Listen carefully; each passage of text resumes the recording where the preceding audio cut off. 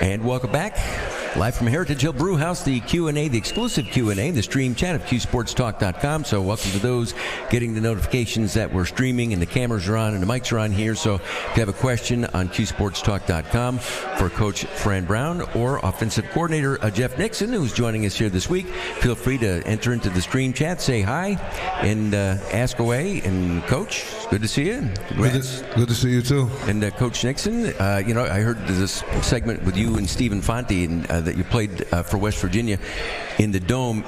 So were you on the team that won 43-0 here? 43-0. Myself and Coach Dale Williams, our offensive line coach. Yeah, so we both came here in '93. We had a great team.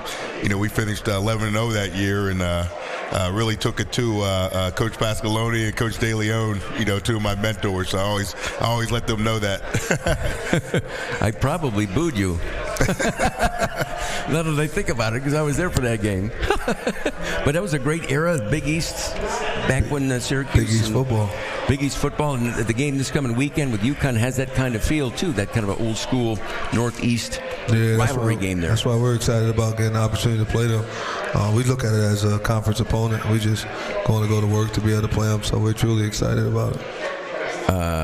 Question for you, Coach. I'm looking at some of the questions coming in here from QSportsTalk.com. Well, first going back to the Cal game, for both of you guys, I know, Coach, last week you'd said that you really wanted to focus on having a fast start to the game, and you certainly were able to do that.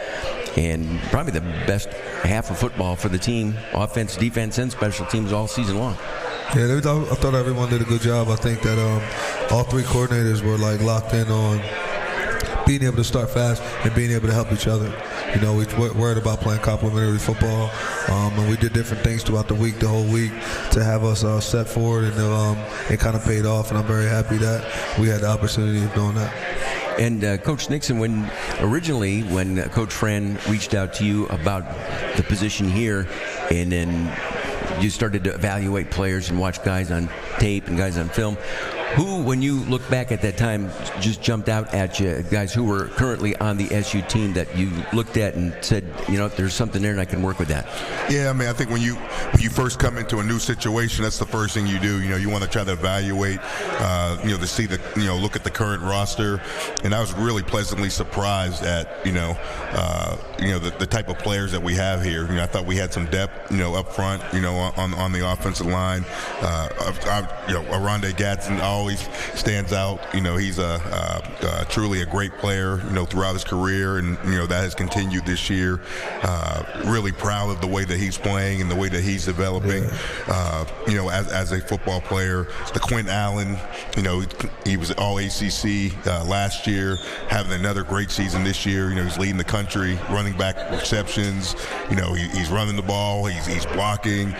He's a do-it-all running back. Someone that is going to have a bright NFL future because he's just a great three-down running back. Those two guys really stand out. As far as guys I looked at on film before getting here, I knew that we had a great running back and a really great tight end, which helps you have a really efficient offense. And you said Reed too. I remember you telling me the center was pretty good when we first started talking. Yeah, he was like, "Hey, the center's good." No doubt. And you look at the quarterback of the most important position besides the quarterback is probably your center. Getting everybody going in the right direction. John Ray has done a excellent job. He continues to develop. He started off. I heard early in his career, learning how to play power forward football, and he's taken off this year as far as leading our offensive line, getting everybody moving in the right direction, and we have a lot on his plate, and he has responded and played well, so far this season. And the way recruiting is now, with the number of places to watch on YouTube and on tape and in person, and just the way you guys handle it, are there any real surprises much anymore? I mean, like when you came here and started coaching guys that you had no idea, but all of a sudden they popped once you saw them, but they were kind of under the radar. Does that happen much anymore? Not really. I guess guys get better, because of the reps that we give out in practice. I mean, everyone practices all the time, so you see guys, you can see the potential, but then it's like if he keeps doing the plan that you put together for him, because everybody has a plan that we put together for him, and if they keep doing that, then you see some guys hit it, some guys don't.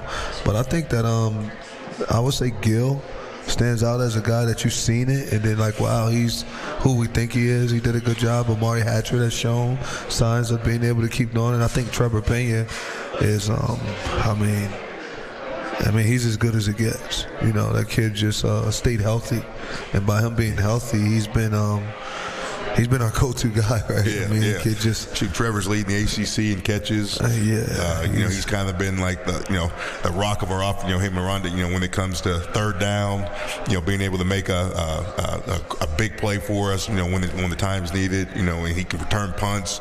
You know, he's kind of like our Swiss Army knife. You know, he can run the football. You know, when we need him to, and you know, he's done a nice job this year, coming off of previous years where he was like Coach said, he was injured. Questions here from the stream chat of QSportsTalk.com. Coach, you've now twice taken teams out to the West Coast and they've performed well and won the games over pretty good competition. Will we be making more West Coast trips in the future? And is there any secret to winning those kind of games where you're traveling across the country, getting a win and coming back? It's just the same plan that we usually do every week. I think we were more locked in, though. Guys are just there with each other. I mean, whoever they say we have to play, then we're just going to go find and play. But we're just hoping we can play where it's hot. We want to stay where it's hot. I mean, it's always hot here, and that's why everybody, they always try to say how cold it is here. We're going to never, ever play in a cold game. We promise you. Come play at Syracuse. It'll never be cold when you play at Syracuse because we're always in the dome. So, we just want to go where it's hot. So it's either going to be comfortable or hot. No cold. Just cold. Take that right off the table. Yeah. Well, part of I think Coach is being a little modest. Part of when you play those West Coast teams, like you got to have a really good plan for like the week, and I think Coach really set us up well by the way we practiced. Those 2 weeks. Like we went out early, 2 days early. We got a chance to practice and get used to the area, their time. And that's a testament to Coach, just having that plan in the off season that this is what we're going to do when we play these two opponents. And luckily for us, you still got to go out and play the game. You got to go out and execute. But I thought that really helped us. Those 2 weeks. Just the plan we had in place to play UNLV and Cal. Yeah, we're more locked in, I would say, because we're just together the whole time, the whole day. We kind of take the whole day from them, right? Yeah. We're together all the time, and we enjoy it, but we don't go out the hotel, players or coaches. Everyone's in, and it's meet or sleep. You meeting or you sleeping. One or the other. There's nothing else. There's no other. When we're on the road, there's no time for anything else. Meeting or sleeping. We have a lot of meetings. Yeah. We got the officer waiting at the door, so if you're going to order some, food and all like that, it's going to be right at the door. He's not letting nobody out and nobody in. So, it's a business trip. Yeah. The business trip. This question here from the stream chat for both of you. Have either one of you guys tried Kyle McCord's potato chips? Yeah, they're straight. They're all right? It's kind of a honey barbecue zing, right? Yeah. Have you tried them, Coach? I haven't got a chance. I saw the bag. I just got the bag. I had first when I opened it, I got my family was a little upset that I opened the chips. So I was like, well, what was I gonna buy them for? So then we ended up getting we got another bag of chips. So one is just there for decoration, I guess. it's a memento. I'm gonna tell Kyle I'm gonna use this chip bag as a dartboard. This one here, Coach. You run that formation with the stack out wide and a back behind him more than I've ever seen any other Q's team. Where did that come from, and what does it do for your offense? We just try to keep defenses off balance. I'm not going to lie, other teams have done it. Everything in football is, kind of either borrowed or stolen from somewhere. But we're fortunate that, again, we have a really good staff. We kind of called some of those plays at the right time. And, we work extremely hard in practice on game planning, certain things that we want to do, and sometimes we might practice something like that for 3 or 4 weeks, don't run it, and then finally you get a chance to run it at that time, and it's good when it works, If not, it's just another play. It's not that big of a deal. Just go on to the next one. Just go on to the next one. Yeah. This one here, Coach, great win, and they said they're happy that they got to be there in person last week. So somebody had gone out to the Cal game. I've seen that Jakari Williams has been named one of the Scout Team Players of the Week almost every week. Where has he improved the most during the season? I would say his mental toughness. Yeah, I would say his mental toughness. He always could throw when he's athletic, but his mental toughness and possibly a little bit physical, because he get hit down there. He's getting hit, and he's running the ball, and he's delivering some of the hits now. At first, it was like he wasn't used to it. It was a culture shock to him, but I think he's maturing, and he's taking some reps with the twos here and there when they give him an opportunity when we're all together. And he's doing a good job. He's a mature young kid, and I think that if he continues to grow mentally and continues to be able to be focused and can run the entire program, I think that not only I think this kid has an opportunity of being a really good quarterback here for us one day. Well, I know coming up on Saturday, Senior Day, so the guys will have their walk in their moment there. And how many seniors will be walking this year? I know it's a total like 25 people, but I think that's some of the grad assistants and guys like that, some of the seniors involved. But as far as number of players, I don't know the numbers, at least 15 plus. And a lot of us know the guys who play in starters, but talk about a little bit the guys who play. This brought up because of the scout team. Some of the guys who have been working their butts off for 3 or 4 years or however long they've been there, and maybe don't get the playing time that the other guys get, but that have been really important in practice as scout players, as guys that are helping the 1 and 2 string guys. I think in their importance. The first one I would say is Tom Callahan, our long snapper, who does an amazing job, and they don't get the credit and the glory that everyone else gets. But the reason Stonehouse is so good is because of the operation time, but of him snapping that ball back there. He gets it back quick, and he's a guy that's playing for us, and he's playing right now with a torn MCL, and he doesn't want to get it fixed because he wants to be here with his team, because these are his last couple games. So I would say himself. I would say Braylon Ingram, who ended up losing his senior year because he tore his Achilles and he can't play this year, who's an amazing young man who's there every day at every practice with his pads on, supporting his team, doing everything needed. So, guys like him who keep the culture and keep everything going, and they make the other players here, I think, have a different perspective and an appreciation for the game of football and being a student athlete here at Syracuse, because you see a guy who can't play at all that's here every day, at every meeting, at every practice with his pads on, and he's not even allowed to participate in practice because of an injury, and he does it with a smile on his face. So, it's guys like that who won't get any credit, who don't even practice, that I take my hat off to, because that's tough. That's really what tough is. That's dark. We look at it. So like those guys is who we'll say. But I'm trying to think of what other guys. It's a bunch of guys that are all working. Like Josh Iola, who we just talked about, Jean-Ray Reed. But as Reed was injured and couldn't play a lot, he's been coming in every game now. He's playing from 25 to 50% of the game at center, and we won't even miss a beat. He went down. He was in for the winning drive, the tying touchdown against Virginia Tech at center, and this kid was a backup and now has been like a starter. They go in and out all the time. So you got him who's doing an amazing job, who's a senior, who deserves a little bit more attention than he's getting. So it's guys like that. It's so many though on our football team that I would be sitting here talking to you for a long time, because the offensive linemen don't get everything needed, like a Mark Petrie, who's a leader on our football team, who's doing an amazing job.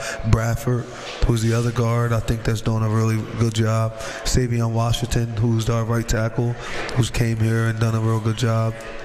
So all those guys, like on the offensive line, I would say those guys are doing really, really well, and everyone won't really necessarily know exactly who they are because of their positions, but we wouldn't be where we're at right now without those guys. Like, they're the real muscle and heart of the football team. And there's a lot of those guys that you always talk about that after they're done playing football and then are on to something else in life, whatever they end up doing, are going to be successful because of the way they've handled themselves on your team. Yeah, Braylon already has a job offer down in D.C. where he'll go, and it'll be cool for him to go down there and start working. In January, he goes and he starts right after he graduates. So, that's something that we do with our Syracuse 60. You have an opportunity opportunity as soon as everything's done. We're going to make sure you have a job within 60 days. That's why it's called Syracuse 60, because someone from the Syracuse community or someone that's a Syracuse alum, everyone's involved, and we'll make sure that, you know, you have an opportunity of going out and representing Syracuse the same way they did. Question for Coach Nixon. Are you happy with the growth of Willis this year? I am. You know, he's going to be a tremendous player for us. You know, he has size. You know, he has quickness. You know, he has speed. I think you could see a little bit of the tip of the iceberg. You know, just against UNLV. You know, with him, you know, breaking off, you know, those 2 runs, the 1 long touchdown run. He's a kid that has tremendous potential. He's still learning our offensive system, but he's done a nice job, and his role is going to continue to grow and grow. You know, throughout these you know, next couple of years. Question from Satchel. With the transfer portal opening up in a couple of weeks, will the hibachi be back up in the dome? Probably not. No. It's basketball season now. Right. You know, it's on. It just depends. It depends on who's coming in and how we want to do it, where we're at. The number one thing that we're worrying about, the transfer portal is not going to be real big for us this year. We focused on these high school. We got one of the better classes in the country. I feel coming in, our team, the new team that's coming in, these guys are really good. They're bought in. They're already involved. So, you know, I feel that we're focusing on our high school guys. And then after that, if there's someone out there that we feel will be a good fit, that will be able to fit our culture, then we'll go and do that. But we're really just focusing on building our team the right way. We're going to go and look for guys. If there's somebody with 2 or more years, then that would make sense to us. But if not, we're kind of going, I think we're pretty set what we have. I think we got all the pieces that's needed. All the players on our team are ready to step in and fill the way he runs the offense. Everyone gets reps. They're all getting opportunities. So he's already seeing what he needs to see from the 2s and the 3s, etc. And then on the defensive side of the ball, it's going the same way. So we're excited about the high school guys. You know, we're excited about December 4th being able to sign those guys and having those guys on campus, and then by us having a bowl game after Christmas, those guys will be able to practice with us since they're early enrollees. You know, and that's what I'm happy about. You know, for me, I can't speak for Coach Nixon, but that's what I'm excited about when it comes to the transfer portal.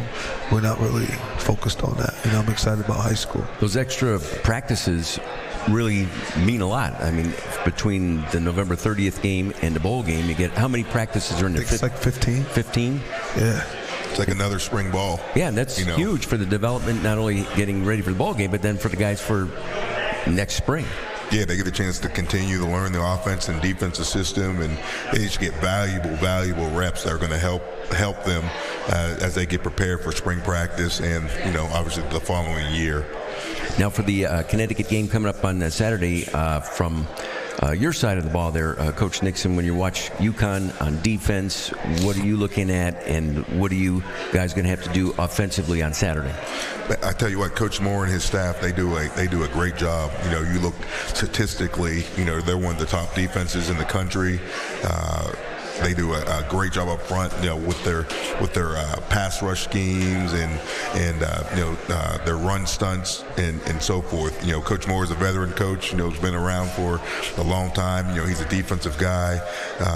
You know, so like I said, we're going to have our hands full. You know, we're having a great week of practice so far. You know, I think our guys are preparing the right way, and you know, I think we have a really good plan, and you know, we're looking forward to, you know, going out and executing and having a good day on Saturday. And Coach Fran, maybe during your press conference, you mentioned not only for the UConn coach and their staff, but just in general, there's a lot of former NFL coaches in college football right now. There's a lot of guys with NFL experience, including Coach Nixon here. Yeah, it is. It's good for the game. You know, I think it's good to go to college, or it's good to go to the NFL, like to be on either level. It's almost becoming the same game, you know.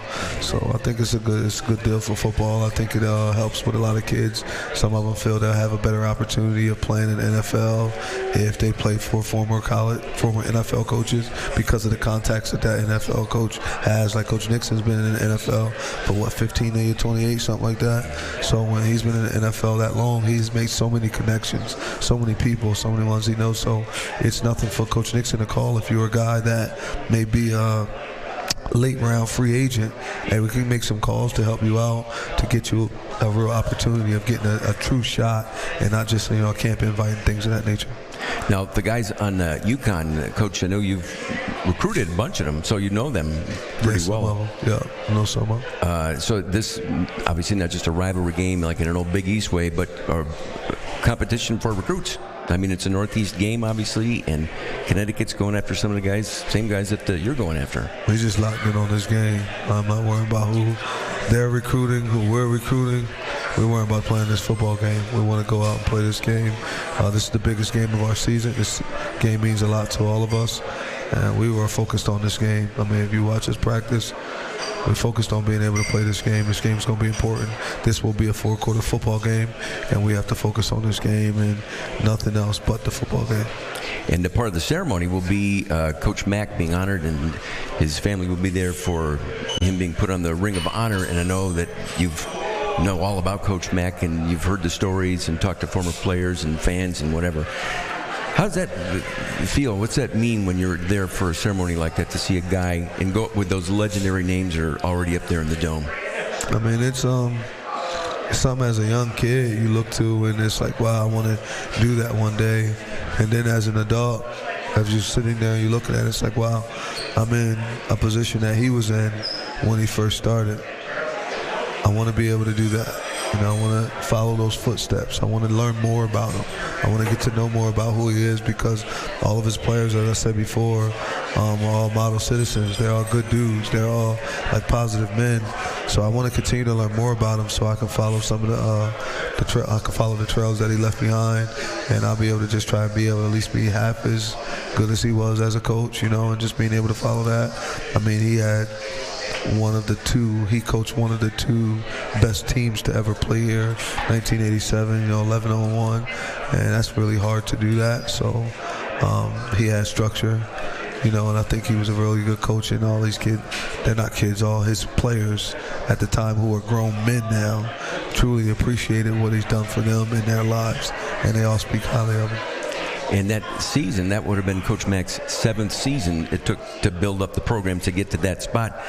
That was 1987. Would that happen today, in this day and age? Would a coach get that long, 7 years to get to that level and get an undefeated season? Or are people a little too quick on the draw and they want turnaround fast? They want 1 year, 2 years, or whatever, and then if it doesn't work after a couple, they make a change too fast. I can't speak for everybody. I know I had an opportunity of winning a national championship. I know Coach Mark's first year was, I think, 16, and he won a national championship 21-22.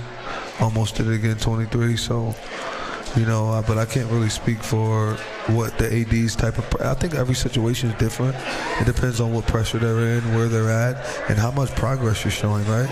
I guess if you're showing progress, then maybe they'll stick with it or stick with you. I'm not sure. It depends on the school and what they want and what their expectations are. I think everyone has different expectations.